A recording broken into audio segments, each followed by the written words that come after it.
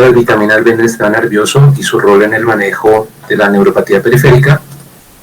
Agradezco mucho a P&G por la invitación a dictar esta charla, muy especialmente al doctor Mario Merchán, gerente médico para Colombia. Esta es la agenda que tenemos para el día de hoy. Trataré de ser muy ajustado al tiempo que me han asignado de 40 minutos y que ojalá al final podamos tener un espacio para preguntas y respuestas. Primero haremos una breve introducción de lo que es el rol de las vitaminas B en el manejo de la neuropatía periférica. Pasaremos luego a hablar de los mecanismos de acción bioquímicos de estas vitaminas B en el sistema nervioso. Seguiremos con un capítulo central muy interesante sobre la evidencia clínica que soporta el rol de estas vitaminas B neurotróficas para el manejo de la neuropatía. Y cerraremos con un pequeño capítulo sobre terapéutica de la neuropatía periférica con vitaminas B. En ese momento pues daremos espacio a las preguntas y respuestas que haya por parte del auditorio. Bien, a manera de introducción,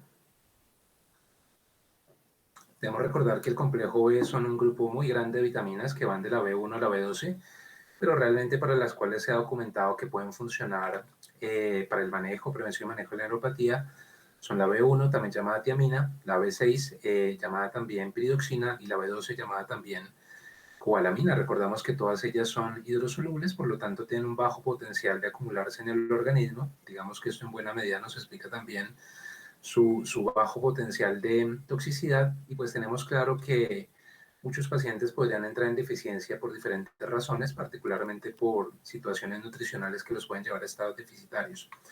Pero creo que aún más interesante que el tema de las deficiencias es recordar o mencionar mejor que aún en escenarios en los cuales no está documentada una deficiencia de vitaminas B, el uso de estas vitaminas, como ya les estaré contando, a través de una serie de estudios clínicos, revisiones sistemáticas y metaanálisis, ha demostrado mejorar el control de la neuropatía en nuestros pacientes. O sea, creo que este concepto es central, ¿sí? Incluso ante una falta de eficiencia definitiva o prueba de estas vitaminas B, se sabe que ellas funcionan para el control de la neuropatía. Vamos a ver por qué y expliquémoslo. Vamos de lo molecular a lo clínico para que lo entendamos mejor. Entonces pasemos a este capítulo, el segundo capítulo de la charla sobre mecanismos de acción bioquímicos de las vitaminas B en el sistema nervioso. Hablemos primero de la tiamina o vitamina B1. Digamos que el mensaje central acá es que la vitamina B1 es esencial para proporcionar energía a las células nerviosas. ¿Por qué? Porque como veremos, ella está implicada en el metabolismo de la glucosa. Ella, a través de su metabolito activo, que es la tiamina pirofosfato, va a ser un cofactor para diferentes enzimas involucradas en aprovechar esa glucosa como fuente de energía para generar ATP, por ejemplo, lo vamos a ver a continuación. Y adicionalmente ella es cofactor, esta tiamina pirofosfato, metabolito activo de la vitamina B1, en diferentes reacciones bioquímicas o metabólicas que dan lugar a la síntesis de mielina y diferentes tipos de neurotransmisores como acetilcolina, serotonina y aminoácidos. Digamos, mis doctores, que de alguna forma estaríamos diciendo que la tiamina es indispensable para que haya una integridad estructural cuando tenemos acá, por ejemplo, el mantenimiento de la función de la membrana nerviosa, pero también una integridad funcional con respecto a la síntesis de neurotransmisores para que ese sistema nervioso periférico trabaje como debe ser. Vamos a detallarlo un poco más desde el punto de vista molecular. Como veremos a continuación, esa tiamina es indispensable para sintetizar trifosfato de adenosina o ATP, que es la fuente universal de energía a nivel celular, incluidas las células nerviosas, también para sintetizar NADPH, adicionalmente porque permite pasar o que ocurran pasos bioquímicos que ya vamos a ver a continuación, como la vía de la pentosa fosfato, la glicólisis y justamente el ciclo de Krebs. Indirectamente es necesaria para que ocurra la síntesis, o sea, la síntesis de ácidos nucleicos, neurotransmisores y mielina.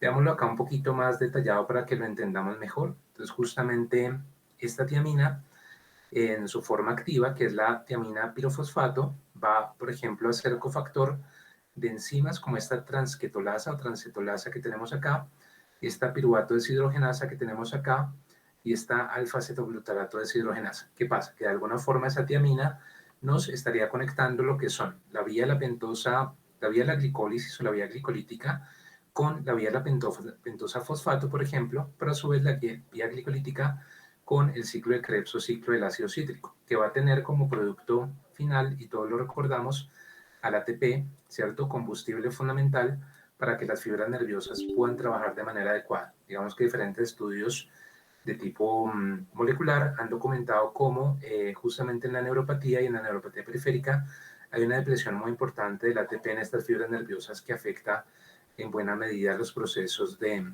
conducción nerviosa. Creo que aquí lo tenemos mucho más detallado, todo lo que les venía contando. Sí, por favor.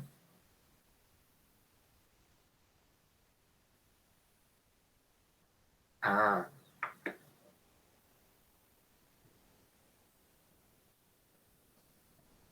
ok. No, no, no, no. Al contrario, gracias por la observación. ¿Proyectamos donde dice toda tu pantalla o una ventana? Yo, toda tu pantalla. No estoy tan acostumbrado al Google Meet. Me disculpan, por favor.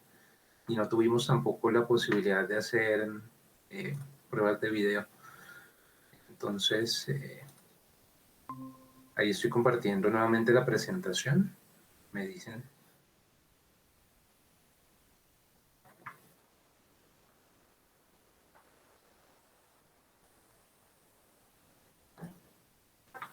Ok. Sí, yo no sé si ahí ya se están viendo.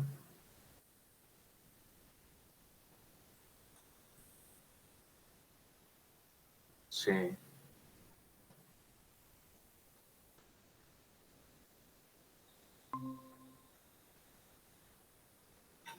Pues no sé si ahí se pueden ver. Bueno, perfecto, muy bien.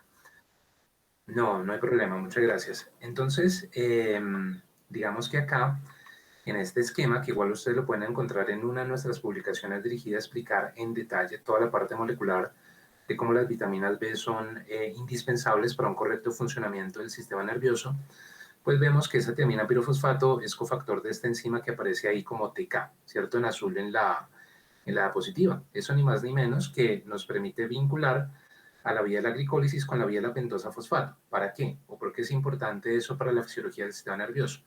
Porque la vía de la pentosa fosfato es indispensable para que ocurra la síntesis de diferentes elementos como ácidos nucleicos, coenzimas, esteroides, ácidos grasos, aminoácidos, neurotransmisores y glutatión que son indispensables para el buen funcionamiento del nervio.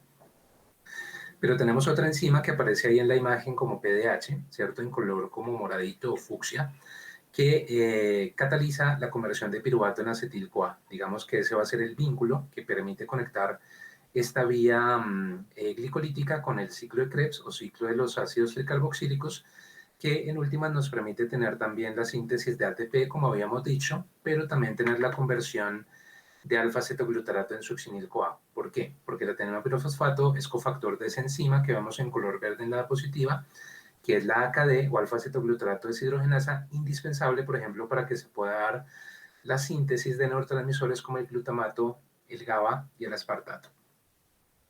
Ahí acabo de cambiar de presentación, me avisan si avanzó la diapositiva. Supongo que sí, porque ya no estamos en modo presentación, pero cualquier cosa que no se pueda ver la imagen o se haya quedado pegada la diapositiva anterior, me avisan por favor. Entonces, eh, digamos que, ¿cuál es el problema cuando hay una deficiencia de tiamina? Pues que vamos a tener neuropatía por diferentes razones. ¿Por qué? Porque la alteración en la actividad de la transquetolasa y el compromiso, digamos, de esa vía la pentosa fosfato va a inhibir, ¿cierto? Va a comprometer la síntesis de mielina, así como el metabolismo de lípidos y glucosa. Porque una actividad deficiente, la piruvato deshidrogenasa dependiente también de unos niveles deficientes de tiamina, va a impedir que ocurra, ¿cierto?, una síntesis correcta del acetil-CoA y en últimas una acción deficiente en la alfa-cetoglutarato deshidrogenasa nos va a llevar a acumulación del glutamato. Esto de pronto a quienes les gusta la neurociencia sabrán, ¿cierto?, que el mecanismo de la excitotoxicidad dada por ejemplo por la acumulación de neurotransmisores excitatorios como el glutamato, también contribuye pues al cuadro de la neuropatía y en últimas tendríamos por lo menos tres mecanismos combinados, obviamente más el déficit energético por una producción deficiente de ATP, que podrían explicarnos por qué la deficiencia de tiamina conduce a un cuadro de neuropatía periférica. Cambiamos ahora de vitamina y hablemos de la vitamina B6, ¿sí? Porque un mensaje clave de la charla es que en pacientes con neuropatía o con riesgo de neuropatía es muy importante suplir las tres vitaminas, ¿sí? Dos por lo menos, pero idealmente las tres, B1, B6 y B12. Entonces hablemos de la vitamina B6 o piridoxina. Como vemos acá, ella actúa como un profármaco, es decir, que ella tiene que ser convertida a su metabolito activo en el organismo que se llama piridoxal 5' fosfato. y que para efectos de la presentación aparece resumido como PLP, ¿sí? Para que lo podamos identificar en la diapositiva, aparece como PLP. Justamente como vemos allí, el PLP cataliza la conversión de 5-hidroxitriptamina en serotonina, por ejemplo, pero también de L-dopa en dopamina, es decir, que claramente es un cofactor necesario para la acción de enzimas como la dopa-descarboxilasa para catalizar las reacciones biosintéticas de estos neurotransmisores que les he mencionado. Pero adicionalmente veremos que ella es indispensable para el metabolismo de la metionina y la síntesis también de neurotransmisores inhibitorios como podría ser el ácido gamma aminobutírico. A esta imagen de la derecha prestémosle mucha atención. Básicamente es el proceso de cómo nuestro organismo recicla la homocisteína, que es un producto de degradación de los aminoácidos, en metionina y a su vez en S-adenosylmetionina, molécula que actúa como precursora de la síntesis de fosfatilcolina, mielina, catecolaminas y ácidos nucleicos en las fibras nerviosas. Dicho de otra manera, la fibra nerviosa requiere reciclar esa homocisteína, que es un producto de degradación de las proteínas, que en diferentes estudios se ha visto implicado también con la fisiopatología de la neuropatía diabética y otros tipos de neuropatía, necesita reciclarse en un producto bueno, digámoslo así, que sería la metionina. Pero para que ocurra ese reciclaje se requieren dos cosas. Primero, que haya vitamina B12, ¿cierto? Que actúa como cofactor en esa conversión de homocisteína a metionina, pero también que tengamos vitamina B6 o piridoxina en forma de piridoxal 5'-fosfato para que se dé la reacción.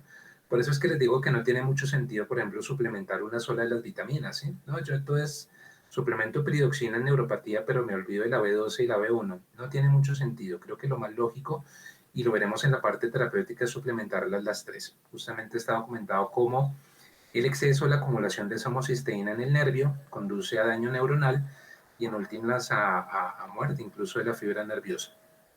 Veámoslo aquí un poquito más claro, cómo las dos vitaminas trabajan de forma sinérgica complementaria, la B6 y la B12, para garantizar ese reciclaje de homocisteína en metionina, que digamos espontáneamente es convertida a ese adenosil metionina.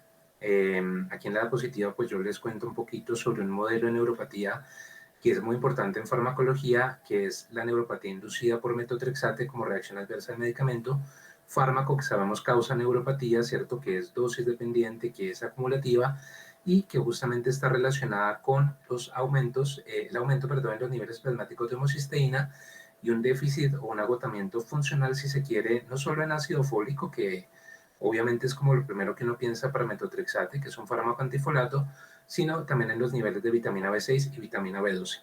Bueno, hasta que ustedes dirán, bueno, el doctor Calderón ha echado una carreta pues de bioquímica y según eso parece que las vitaminas B podrían, creo que es la palabra, funcionar para el manejo de la neuropatía. Lo interesante, mis doctores, es que hay modelos preclínicos de neuropatía diabética. Por ejemplo, este es un modelo clásico de ratón en el que se induce diabetes mellitus por la administración de streptozotocina, que básicamente es una molécula que entra a dañar el funcionamiento del páncreas y particularmente el páncreas endocrino para volver el ratoncito diabético. Esos ratones, así como los seres humanos, en nuestros pacientes diabéticos empiezan a hacer daño a órgano blanco, incluido el daño de la fibra nerviosa.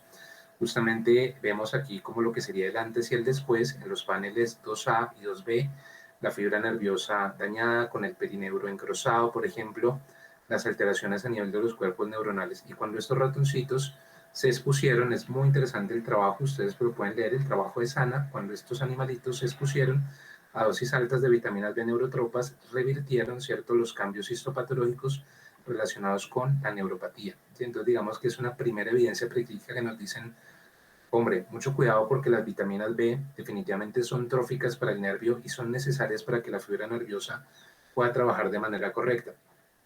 Veámoslo acá, ya lo que sería de pronto la evidencia clínica de eso. Yo sé de pronto los que son epidemiólogos o les gusta la epidemiología, le estarán dando duro a la diapositiva, una serie de casos de 11 pacientes, ¿de acuerdo? Esto es un estudio preliminar, es una serie de casos de tan solo 11 pacientes diabéticos, pero quiero que le prestemos atención. Ellos tenían neuropatía diabética confirmada, ¿cierto? Por los criterios clínicos que ustedes manejan mejor que yo, y digamos que en ellos se evaluó mediante biopsia de la pantorrilla la densidad de fibras nerviosas epidérmicas. Lo que aparece ahí en la diapositiva como baseline dice 1.56, no puedo señalar en este modo que no es de presentación, pero ustedes ven una columna verde a la izquierda que dice 1.56. ¿Qué es lo interesante? Que estas personas o estos pacientes empezaron a tomar vitaminas B neurotropas a dosis altas, B1, B6 y B12. Y tras un año, hubo que esperar un año de tratamiento, la densidad de las fibras nerviosas epidérmicas en la pantorrilla se duplicó, ¿sí? Yo me acuerdo, yo soy un poquito ya de la vieja escuela, ¿cierto? Yo soy egresado de la Universidad Nacional y me acuerdo que a mí me enseñaban cuando yo vi la cátedra de neurociencia y histología del sistema nervioso con el doctor Alfredo Rubiano, que en esa época le enseñaban a uno que las fibras nerviosas no se pueden regenerar. Falso, ¿cierto? Hoy sabemos que sí se pueden regenerar y, por ejemplo, las fibras nerviosas del sistema nervioso periférico se pueden regenerar de manera muy importante. Miren allí cómo los pacientes duplicaron esa densidad de fibras nerviosas con respecto al basal, ¿cierto? La medición basal, siendo la diferencia estadísticamente significativa con respecto al basal.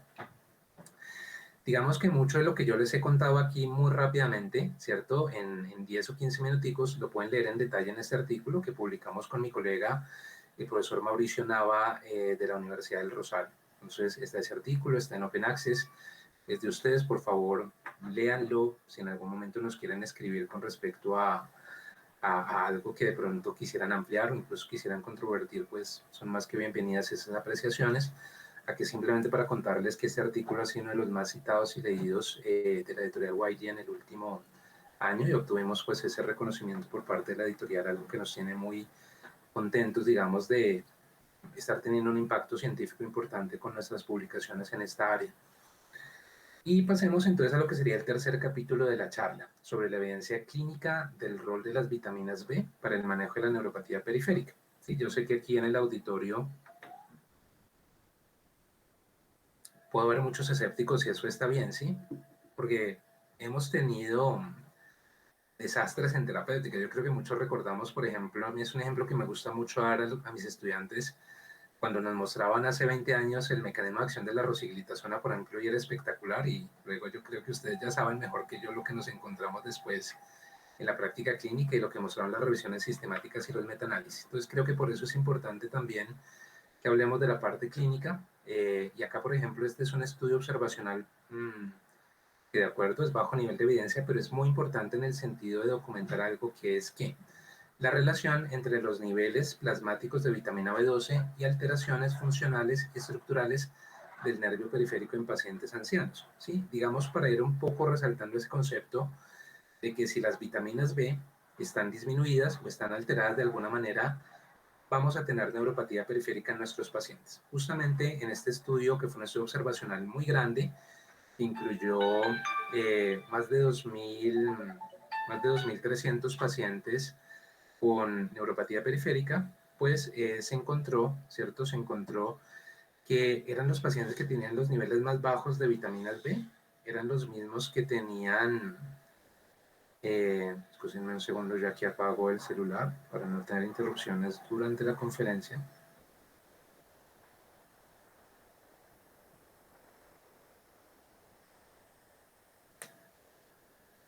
Listo, celular apagado. Y ahora sí, los pacientes que tenían los niveles más bajos de vitaminas B justamente fueron los que tuvieron manifestaciones clínicas compatibles con neuropatía. Miren acá justamente la incapacidad para detectar el filamento de 1.4 gramos y una alteración también en el umbral de percepción vibratoria. O sea, digamos, había ese correlato entre que a mayor deficiencia de vitamina B12, mayor riesgo o mayores manifestaciones de neuropatía, si se quiere ver de esa manera, también con alteraciones en la velocidad de conducción nerviosa. Mírenlo allí, tienen los valores, ¿cierto? Entre los pacientes que eran normales en vitaminas B, los que tenían deficiencia y los que eran deficientes, y la diferencia fue estadísticamente significativa también para ese parámetro velocidad de conducción nerviosa. ¿Qué tenemos nosotros de estudios de intervención? Este es un trabajo clásico que a mí siempre me gusta presentar porque es un ensayo clínico controlado aleatorizado. Digamos que en ese sentido vamos mejorando ya en calidad o en niveles de la evidencia. Y este es un estudio del grupo de Talaei en el cual estos autores demostraron cómo el uso de vitamina B12 podía ser incluso más efectivo que un fármaco estándar, si se quiere, o habitual, para el manejo o el control de la neuropatía, que es la nortriptilina. Nosotros en Colombia no usamos tanta nortriptilina, probablemente hemos usado mucha amitriptilina, que es como un primo hermano, digámoslo así, de esa nortriptilina, es un antidepresivo tricíclico. Interesante que incluso frente a un comparador que no era placebo, sino era un tratamiento, digamos, aprobado para el manejo de la neuropatía a dosis habituales, la vitamina B12 puntuó mejor, ¿cierto?, que esa nortriptilina en parámetros como el control del dolor neuropático, la sensación de alfileretazo o el tingling, ¿cierto?, que tenemos ahí, y las parestesias en pacientes con neuropatía diabética. En otros parámetros no fue superior, pero tampoco fue inferior, digámoslo, a la nortriptilina, por lo que en el mejor escenario diríamos que es igual o mejor que un tratamiento estándar, si se quiere, o habitual para el manejo de la condición. Entonces creo que es un ensayo clínico que vale la pena tener presente. Y este es un trabajo muy bonito que siempre me gusta presentar también, que es el famoso estudio Nenoim. Probablemente ya lo conozcan o se los han comentado en su momento. Es un estudio observacional, en eso tenemos que ser claros, prospectivo, de etiqueta abierta, de único brazo. Sí, por favor no se desanimen acá porque digamos que si bien este tipo de estudios yo sé que no están en la punta de la pirámide de la medicina basada en la evidencia, aportan información interesante porque fue realizado casi que en un contexto de uso real.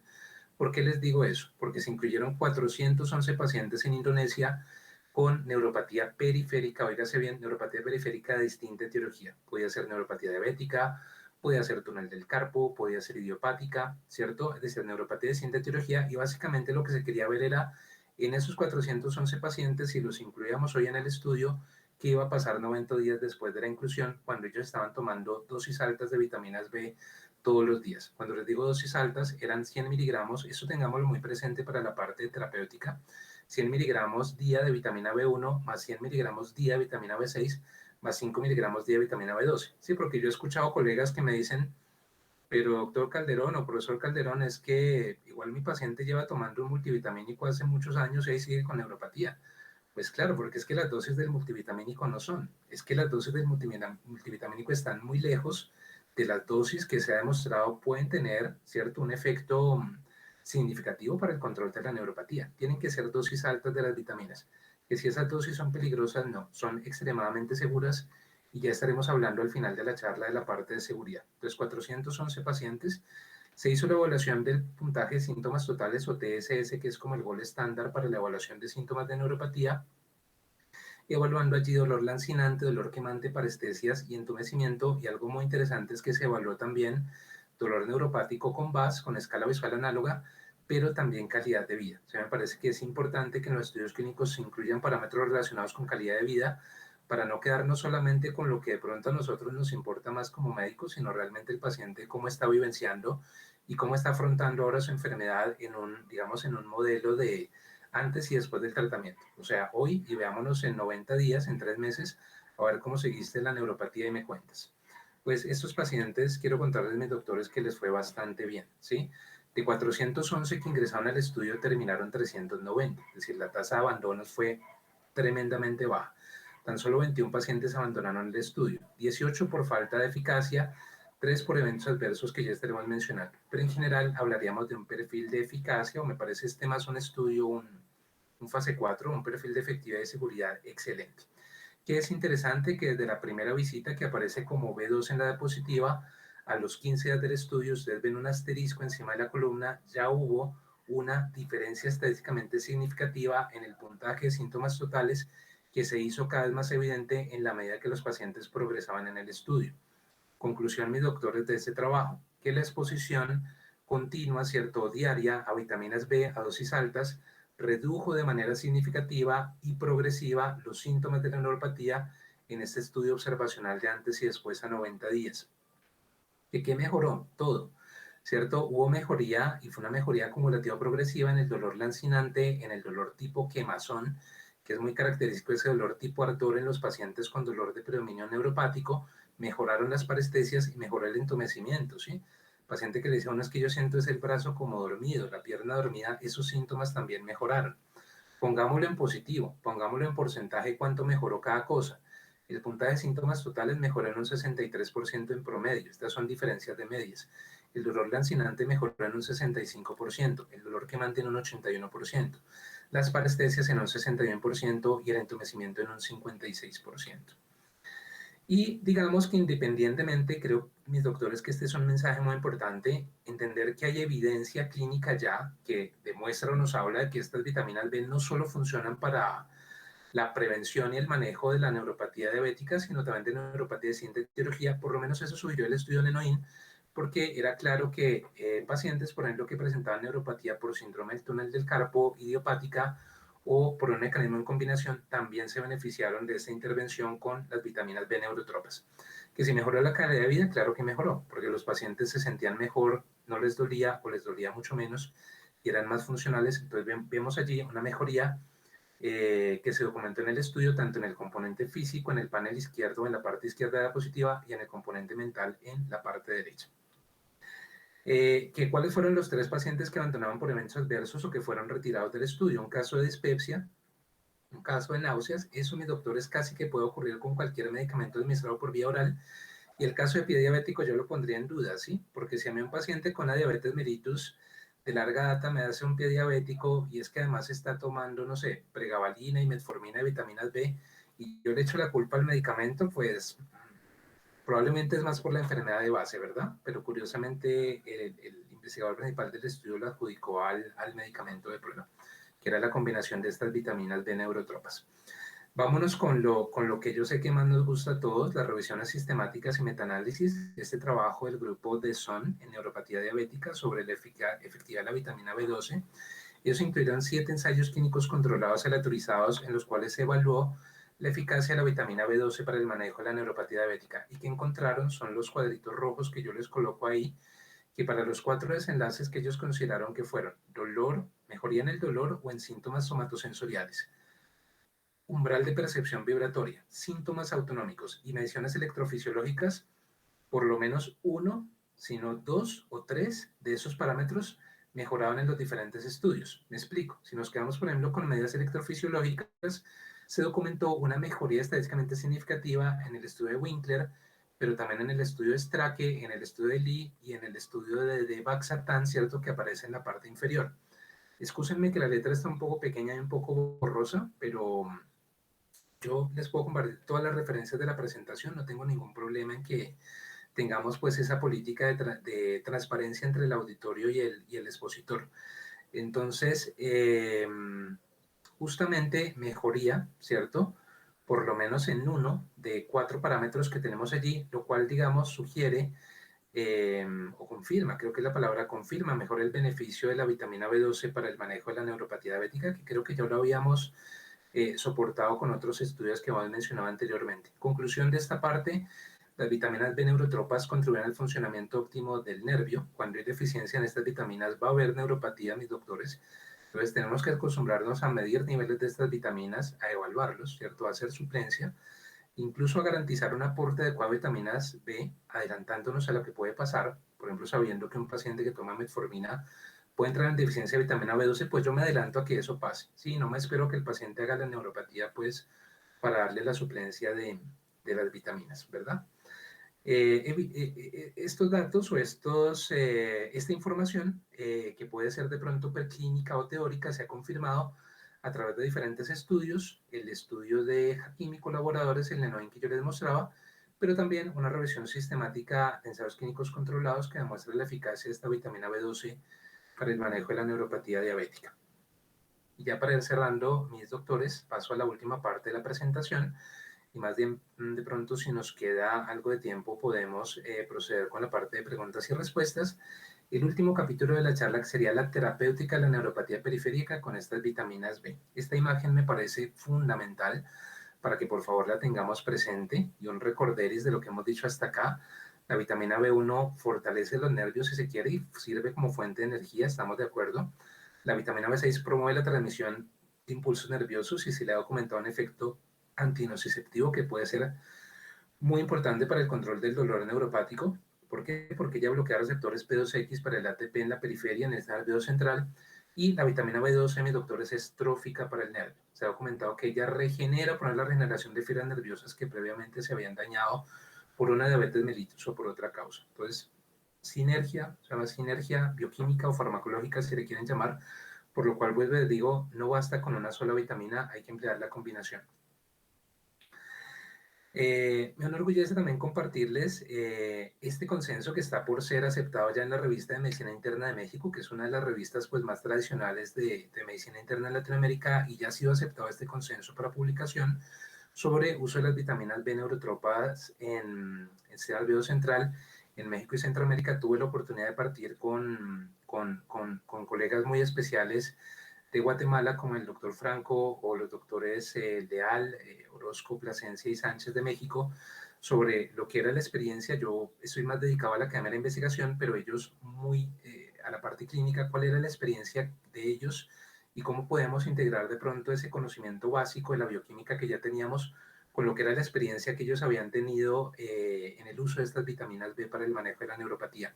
Llegamos a unas conclusiones muy interesantes. Digamos, lo primero, el tema de la dosis, que siempre me lo preguntan en cada charla. Lo que les dije antes, tienen que ser dosis altas. O sea, no es acá como tenemos la RDA, ¿cierto? No es el requerimiento diario de cada una de esas vitaminas. Es una dosis que está, para el caso de la tiamina, como vemos ahí, 100 a 600 veces más alta. Para el caso de la peridoxina, 50 a 60 veces la IDR, que es la ingesta diaria recomendada. Y para el caso de la cobalamina, una dosis que estaría entre 1 y 25 miligramos día. Más o menos, si ustedes se acogen, por ejemplo, a las dosis que se emplearon en el estudio Nenoin o usan dosis similares, creo que estarían muy cerca de lo que serían las dosis que han demostrado tener un efecto para el manejo de la neuropatía. En todo caso, mis doctores, formúlenlas sin miedo. Estas vitaminas son hidrosolubles, no se acumulan, son tremendamente seguras. Ya les voy a contar de pronto cuál es el riesgo más importante y con respecto a qué sí deberíamos tener cuidado. En estados deficitarios, digamos que la recomendación pues, es manejar 1000 a 2000 microgramos de B12. La recomendación es manejar 1000 a 2000 microgramos día por vía oral de esa B12, pasándolo luego a vía intramuscular o cutánea durante 7 días. Entonces, allí se puede manejar como un switch con la vía intramuscular. Yo no soy tan amigo de manejar la vía intramuscular en pacientes que ya tienen dolor neuropático, por ejemplo, porque me parece que es añadir un dolor adicional como causa de la inyección. Pero obviamente si el paciente tiene comprometida la absorción de la vitamina B12 por una gastritis crónica trófica, porque fue gastrectomizado, porque es un consumidor crónico y inhibidor de bomba de protones, pues vámonos con la vía parenteral. Igual existe, yo siempre lo digo, la posibilidad de conseguir eh, vía Mercado Libre, por ejemplo, sí, alguna de estas preparaciones que hay en Estados Unidos de vitamina B12 para uso sublingual, por ejemplo, o uso oral, ¿sí? Si uno quiere, pues evitarle el chuzón al paciente. Entonces, pero yo creo que sí es importante enfatizar que si por vía oral en Colombia solo tenemos B1 y B6, yo creo que es importante considerar la adición de la vitamina B12. O sea, la idea es que se puedan manejar las tres. En tratamiento con la deficiencia leve a moderada, 500 a 1000 microgramos día. Esa sería como la dosis de inicio y ya tendríamos que considerar grupos de riesgo. ¿Cuál es la dosis tope de la vitamina B12? ¿Hasta cuándo? ¿Hasta dónde puedo llegar yo? Tranquilos, pueden llegar hasta 25 miligramos día sin problema de vitamina B12. No se han demostrado riesgos o problemas de seguridad. Yo se los puedo decir con tranquilidad que mi área principal de trabajo, más allá de que trabajaba en dolor de neuropatía, es la farmacovigilancia. Puede ser con seguridad que no se han documentado efectos adversos serios relacionados, por ejemplo, con la suplencia oral de esta vitamina B12 a dosis altas. En neuropatía periférica es similar al caso de la deficiencia. Mínimo, yo creo que tendríamos que manejar 5 miligramos día, pienso, y a partir de ahí podemos ir escalando a 10 o incluso hasta 25. Y considerar, como dijimos, de pronto arrancar con inyección y luego hacer el switch a vía oral, o lo contrario, si arrancar con vía oral y luego pasarnos a la inyección. Creo que depende mucho del caso particular que tengamos enfrente, incluso las preferencias de un paciente particular, porque sabemos que hay pacientes que le tienen pavor a las inyecciones, por ejemplo.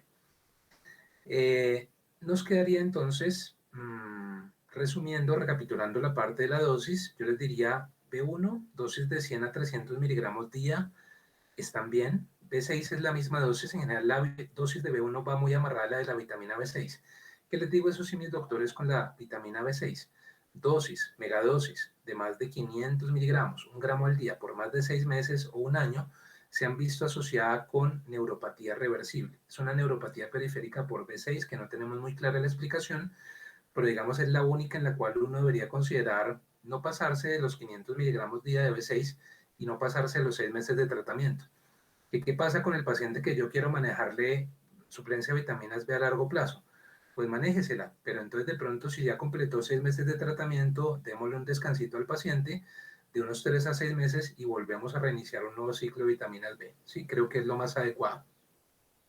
A manera de conclusiones, diríamos entonces que la tiamina es indispensable para la función del sistema nervioso, debido a su función activadora de la excitabilidad y el metabolismo neuronales, así como a los efectos antioxidantes, que la piridoxina o vitamina B6 contribuye al buen funcionamiento de este sistema nervioso porque facilita la síntesis de diferentes neurotransmisores, también de la mielina, y controla el mecanismo de la excitabilidad o excitotoxicidad por glutamato, que la B2 es fundamental, es trófica para el sistema nervioso y se ha visto implicada en procesos de síntesis de mielina, metabolismo nervioso y regeneración neuronal. Imagínense eso, mis doctores, poderle uno decir al paciente, vamos a ayudarte a regenerar fibras nerviosas que has perdido por tu diabetes, por ejemplo, con esta suplencia de vitaminas B. Díganme si eso es maravilloso o no. Y finalmente recordar que las tres forman una sinergia bioquímica, que hay que emplearlas a dosis farmacológicas, no son dosis de suplencia nutricional, y siempre en combinación, ¿cierto? Para garantizar que ocurra esa sinergia bioquímica que ha demostrado ser útil para el manejo de la neuropatía periférica. Espero, mis doctores, pues no haberlos aburrido mucho con esta presentación. Les queda mi correo electrónico de la Universidad Nacional de donde soy egresado para cualquier pregunta o comentario que puedan tener. Y en este momento, pues, abro un espacio para preguntas y respuestas por parte del auditorio. Muchísimas gracias.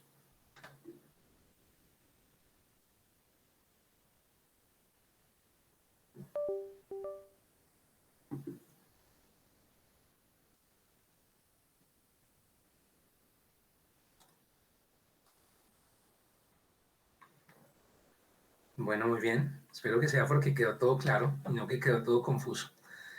Como le digo siempre a mis estudiantes cuando están tan callados. Igual ya tienen mi correo electrónico, por favor me pueden escribir si requieren de pronto que les comparta los artículos, bibliografía adicional, cualquier duda que tengan, por favor no duden en preguntar. Y pues muchísimas gracias y feliz tarde y feliz fin de semana para todos. Fuerte abrazo.